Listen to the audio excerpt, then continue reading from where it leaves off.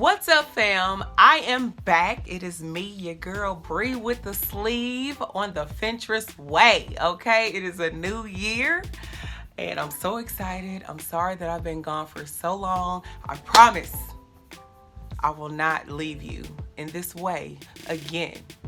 But yeah, as you can see, I'm trying something new. We got a fancy little background and a fancy little chair.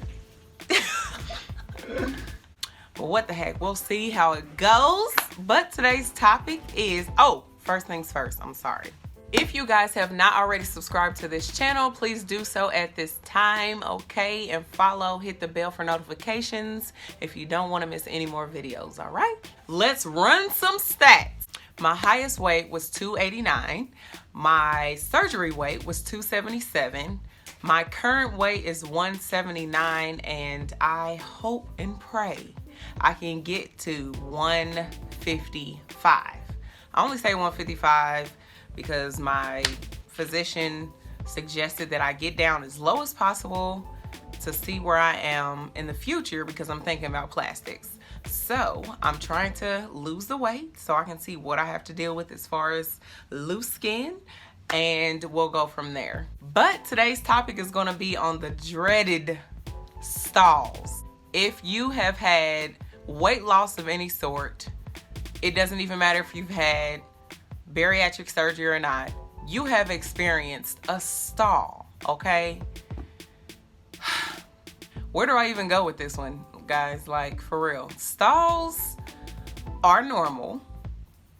It's just kind of one of those things that I think is a reminder. We don't look at it that way because we're so used to, stepping on the scale, trying to see what it is that we can change, but we're not thinking about how to change it, if that makes sense. We have to kind of bring into consideration that anything that you have adapted to, your body has now become used to, that way of life.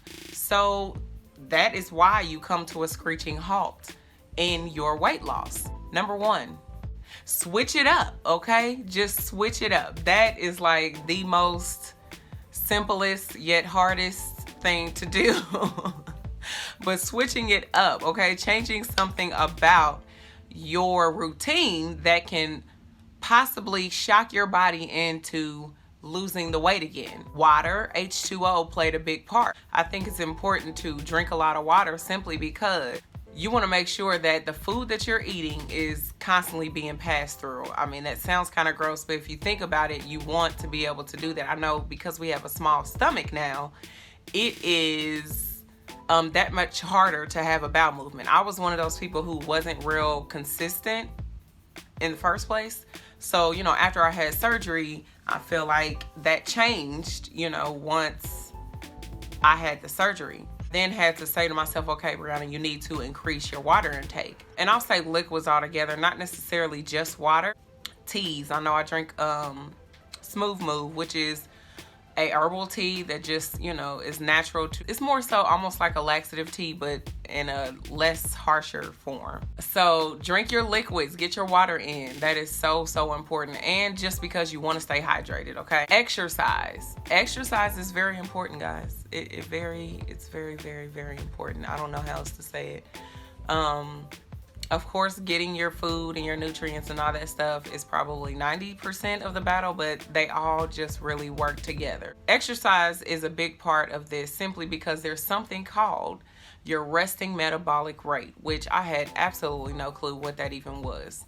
Your resting metabolic rate is the rate in which you are burning calories while you are resting, basically. Whether that's sitting down, lounging on the couch, sitting at your desk at work, anything that doesn't require you to do a lot of physical activity is going to slow down your resting metabolic rate. So what you want to be able to do is continue to exercise so that even when you're gone away from the gym, you're still burning those calories.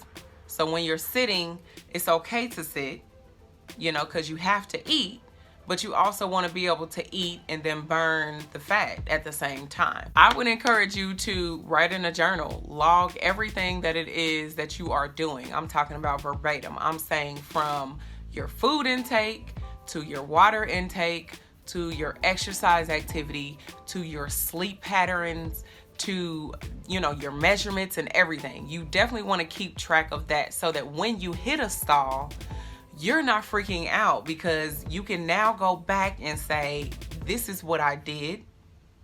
That is what worked then.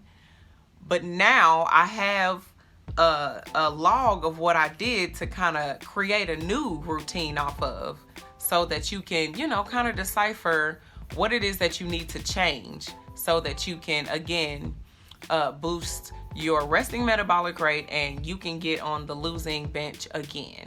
Take your measurements. Your measurements are very important in this process, because a lot of the times you don't realize how many inches you're losing when you're only watching the scale. So if the scale is not moving, that may be okay, because you may have lost an inch off your waist or an inch, you know, off your hips.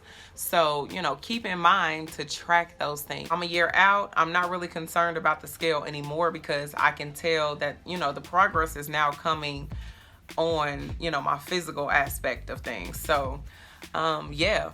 Log those inches. Just throw the whole scale away. And that's all I got about stalls, guys. If you have any other topics, any other suggestions for content, please be sure to leave those comments below. Let us know, because we want to make sure that we are giving you all we got, okay?